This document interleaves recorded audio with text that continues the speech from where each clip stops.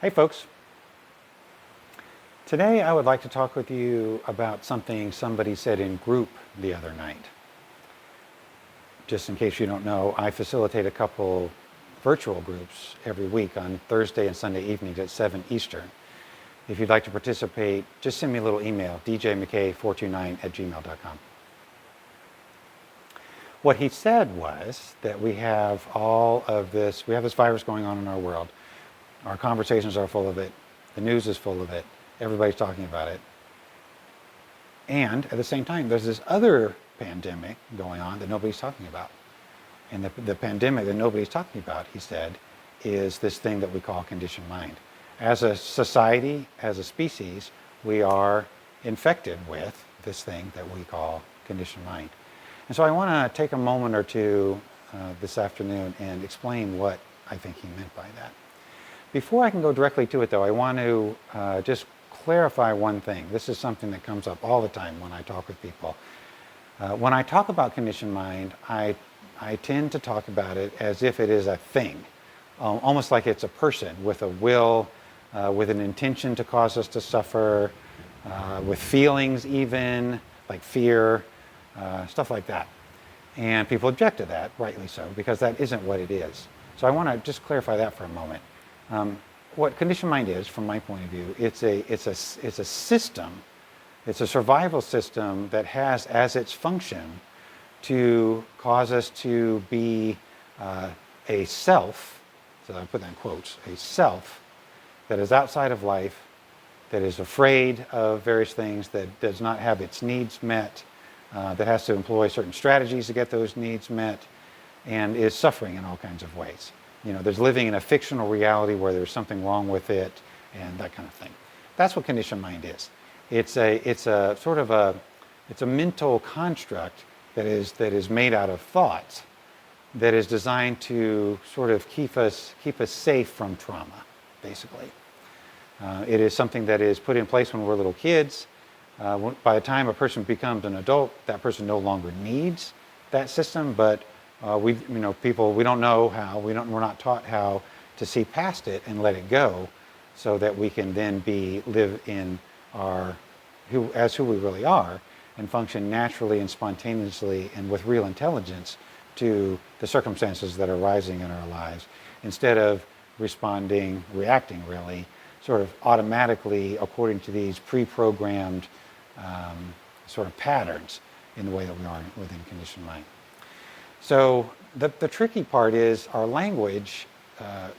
You're required in our language to have a pronoun, to have a subject. And so, when I talk about conditioned mind, it's hard not to talk about it in a way that reifies it, that kind of makes it into a somebody. So just know when I'm talking about it, I understand that this thing does not have a will. It's not the devil. It is just this sort of a blind. It's a machine, really. It's a blind machine that is just doing what it does perpetually until we see through it and let it go. Okay. All right. So having clarified that, now let's talk a little bit about conditioned mind and what that person meant when he said that conditioned mind is basically this pandemic in our society that we're not talking about. So when I look at our society and what's going on in our world, it seems really clear to me, as it probably does to many of you, that the structures of our society are an exact replica, and the dynamics too in our society are an exact replica of conditioned mind, of what is going on in the conditioned part of each of us, each individual mind. And we don't know that's what's happening. Most people don't know that's what's going on. We tend to be aware these days of various kind of psychological processes. We can talk about self-sabotage. We can talk about just various ways that we sort of have self-defeating thoughts and behaviors and that kind of thing. But we don't, as a group, do what we need to do, I think, which is to talk about conditioned mind as a thing. So, despite what I just said a minute ago, it is not like a person, but it is a thing. If we believe in it, it acts as if it is it's a thing, and we can become involved in it and trapped inside of it, and not know that it is basically controlling our experience. For someone who's in conditioned mind is determining their thoughts and their feelings and their behaviors. And that's worth kind of a long pause to consider. When we're inside conditioned mind, it is determining. We're not determining. It is determining our thoughts and our feelings and our behaviors. And so it is a thing. And unless we can recognize it as a thing and let go of it as a thing, it is going to be in charge of us, of our lives. So that's the way it is with an individual. And from my point of view, it's not. And this, I don't feel like this is all that difficult to see if you really look at it. From my point of view, that is also the case with us as a society. We are all, as a group, we are very identified in conditioned mind. We are living inside of it, not realizing that it is in charge of, as a society, our thoughts and our feelings and behaviors as a group. And I'll explain what I mean by that. So here's some examples of what I mean, some parallels in terms of how the structures are the same. So within conditioned mind, for an individual, the whole system is founded on some beliefs that were internalized when we were little kids that are not true. For an individual, often those beliefs will be something like, there's something wrong with me. I'm not the person that I should be. There's also beliefs about the world, like the world is a scary, dangerous place. I have to be really vigilant, or else or something terrible is going to happen to me. Another really common one is, I don't deserve to have good things happen for me, for various reasons. And so within an individual, having those beliefs lodged in that individual's mind, and if they're there and they're not questioned, those beliefs will sort of be the foundation for this thing that we call conditioned mind. I'm just going to head down the track of an individual, and then I'll compare it to a society. So there's those beliefs, and the beliefs are not true. They're not real. They're just things that we assume, that we're taught to assume when we're kids. So we have to have some way of if we're going to be in conditioned mind, and in the survival system, which we are all dedicated to do, unless we are doing spiritual practice, we have to have some way of making those beliefs real to us, seem real to us in our day-to-day, moment-by-moment experience. So in other words, they're false, but we have to make them seem true. How do we do that? Well, we tell ourselves the story in those beliefs, like we tell ourselves that those beliefs are true over and over and over again in our minds. So that's what the self-talk that's happening in our minds is. Largely. It's not exclusively. For someone who's present, it doesn't have to be that way. But for someone who is unconscious, all the self-talk that is going on in that person's mind is there to reinforce these beliefs. So like, let's say, for example, I have a belief that I'm not good enough. Well, then I'm going to be walking through the world, and in my mind, I'm going to be telling myself how that's true. You didn't do that good enough. You didn't do that good enough. See, that proves that you're not good enough, and that proves you're not good enough. Or let's say I have a belief that people don't like me. There's something that's not likable about me, and so people don't like me. I'm going to be going along through life, and conditioned mind in my head is going to be saying, "See, they don't like you. That person frowned at you. That means they don't like you. That proves that people don't like you." So that reinforces the beliefs and causes the beliefs to remain real and present all the time. The other thing that's happening in conditioned mind, or another, is that we project those beliefs onto our experience and onto what we perceive. So in the latter example, let's say that I have a belief that there's something wrong with me. Then I'm going to project that. I'm going to project that people think that there's something wrong with me. And so maybe I didn't do something absolutely perfectly in a job situation. I'm going to project onto my coworkers that they think there's something wrong with me. See, and there's the proof. I didn't do something perfectly. And that what that does is it kind of makes the whole thing airtight. It makes it seem like what I already believe is absolutely true, because I feel like I'm having the experience that I'm seeing the truth of it out there. I'm not seeing the truth of it out there. I'm actually putting it out there where I will believe it. I'm making it up. It's imaginary. but it seems like I'm seeing what's really true because I don't understand that I'm projecting. And then another piece of that is I form identities around these beliefs. So if you look inside, I don't know if you can see this in yourself, but we actually have conflicting beliefs. So I'm better than everybody in the world, I'm worse than everybody in the world. You know, a person can hold those two beliefs simultaneously. You know, I do everything right, I do everything wrong. How is it possible that we can hold those two sets of beliefs and those two sets of conversations that we're having with each other, with ourselves rather, how can we hold those simultaneously? Well, the way we can do that is we form these different identities. So maybe I'll have an identity where I'm better than everybody. And I'm projecting that. See, I'm better than that person, I'm better than that person, I'm better than that person. Simultaneously, I might have an identity that says I'm worse than everybody. See what a loser I am? See, that person is doing that better than me. That person's doing that better than me. And we have a number of identities, and the sort of what's happening in the mind of a person who is inside conditioned mind is they're going from identity to identity to identity. They're all false. They all have these artificial sets of beliefs. They're all projecting things that are not true. And in each one, there's a different conversation happening in each one that makes the identity seem real. And we're going in and out of these different identities all day long, thinking all of them are me. And I could go on and on. I mean, there's patterns of identities that happen. These typical patterns, these patterns of being a victim, for example, various different kinds of things that I won't go into right now because it's too complex. But anyway, I could go on and on about sort of like how the structures work and how the dynamics work in a conditioned mind. Okay, so that's for an individual. So let's see. So I'm saying, my proposition here is that what we're doing as a society is the equivalent, the same as that. How do we do that as a society? Okay, well, if you look, you can see our society is full of beliefs. We have all kinds of unexamined beliefs about what's happening. The most fundamental ones, and I did a video on this a couple times ago, is we believe in right and wrong and good and bad.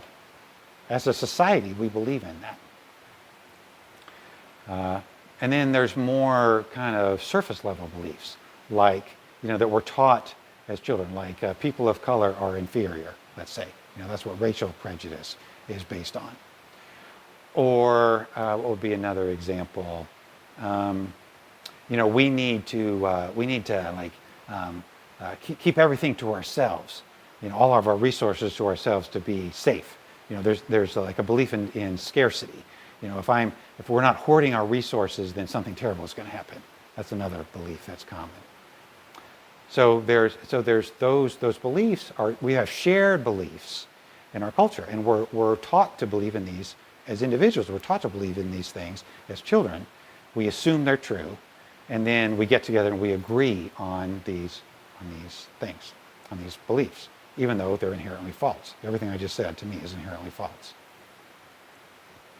Okay, well, how are these beliefs maintained? Well, in an individual, it's maintained in a conversation that's happening in the mind.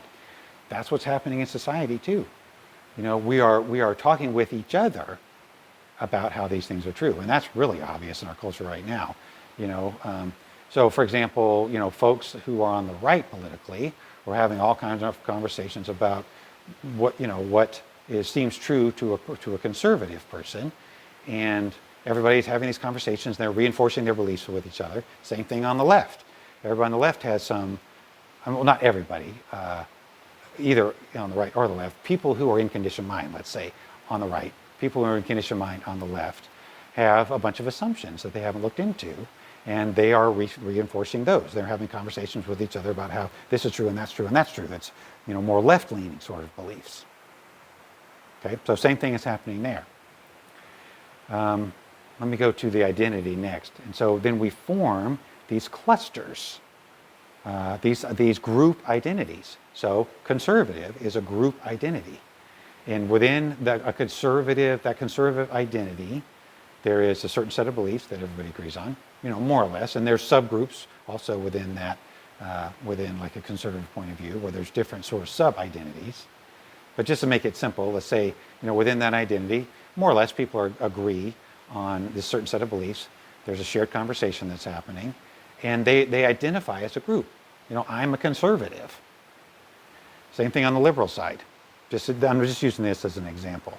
Same thing on the liberal side. There's a certain set of assumptions. People are having the conversation that reinforce the assumption, and people identify, I'm a liberal. Okay? And then there's the projections that happen. Okay? And you're projecting beliefs, right? When you're projecting, essentially you're projecting beliefs. So, conservative people are, to use this example, conservative people are projecting onto liberal people that they are whatever. They're wrong for sure. They're projecting that they're wrong. They're too fluffy. They don't really know what's going on. They're not realistic, or whatever. They're too forgiving. Or whatever. But essentially what they're projecting is those people are wrong, and they are agreeing that we're right. Same thing on the liberal side. The conservatives are, they're projecting they're ignorant. They're not kind. They're not open-minded. The things whatever liberals will project. And they're also projecting they're wrong and we're right. Okay, so it's the structures are exactly the same. Now, what happens in conditioned mind for an individual when they have that structure? There's going to be conflict. There's going to be conflict within that person. There's going to be confusion. There's going to be paralysis. There's going to be an inability to act effectively because there's this, we're going back and forth between these different points of view that are mutually exclusive. Same thing happening as a society, and that's really clear to see in our society right now. Seems to me, as Americans anyway, and this probably applies to other countries too, but I'm not familiar enough with it to really speak to it. But certainly in this country, from what I see, we're in a place of extreme dysfunction. Well, why is that? Because we're in conditioned mind. We're identified. We're being this faction against this faction. And that's just, when I watch like the political situation right now and the extreme partisanship that's happening, it's really clear where that's coming from. Everybody's in conditioned mind. That's just what you do if you're in conditioned mind. And then with the same results. It's really hard to make anything happen if you're in a dualistic, antagonistic framework like that, whether you're an individual or whether you're in an entire society. And I could go on and on. There's these different patterns that happen as an individual, that happen as a culture too. So, so to go back to what my friend in the group was saying, that the pandemic that we're really dealing with, well, not really, that we're dealing with, is this belief we have in a conditioned mind. What he's pointing to is that's the source of our cultural problems, is we're in this system and we don't know we're in this system. Okay, so what do we do about that? So first, as an individual, what do you do as an individual? How do you in the language I'm used to, how do you end suffering? Ending suffering is learning to be aware of conditioned mind, learning to see how it works, and learning how to step out of conditioned mind into a place of clarity, a place we might call center, that's what I tend to call it, into a place of center, and let go of conditioned mind. Get it out of there. Get it out of our minds and get present, get here, where we're in touch with who we really are. And when we're in touch with who we really are, we act freely. We won't necessarily act skillfully, because to act skillfully also requires understanding of how things work and certain things work, and experience. You have to have experience in order to be able to act skillfully. But we're open enough to be flexible to do what we can see we need to do as we confront various problems and address them and learn from our experience. And then, somebody who's doing that, the experience they have will be in a sense of harmony, peace, connection, and clarity, compassion too. That's what we need to do as a society, and as a whole human family across the globe too. We need to see that there is this thing, there's this conditioned mind that is dominating our relationships with each other. It's dominating the conversation we're having. It is responsible for what we're doing. You know, you look at something like racial prejudice. Where is that coming from? It's coming from these deeply embedded assumptions within conditioned mind. That's where it's coming from. How do we, on a process level, how do we end something like racial prejudice? We need to see where that is in conditioned mind. Realize that that's ridiculous. It's fictional. It's unnecessary. It's just based on a bunch of stuff that was made up a long time ago by our ancestors, and let it go. And everything is like that. Everything that we struggle with, that we deal with, that is optional as people, is caused by conditioned mind. Now, if we let go of conditioned mind, if we do manage as a species to get it out of our collective consciousness, where we still have issues that we'll deal with, yeah, of course, yeah. Life is very complex. We have to address all kinds of challenges, logistical, physical challenges that are here as a result of being physical beings in this physical universe. But we'll have the openness to address them, to learn, to experiment, to try things, to cooperate, and work together towards solutions that work for everyone. That's what's possible outside of conditioned mind. That is not possible within conditioned mind.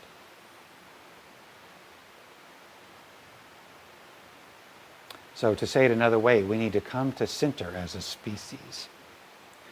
And I said that in this other video recently about right and wrong and good and bad. And what I said then, still seems so to me, just 3 days later, that this is not going to happen anytime soon. What I'm suggesting as a possibility would require a huge, I can't think of a big enough word, best I can think of is huge, but a huge step forward in consciousness as human beings. It would require us to give up our selfishness and self-centeredness, which we are not at all prepared to do at this point culturally, as far as I can see.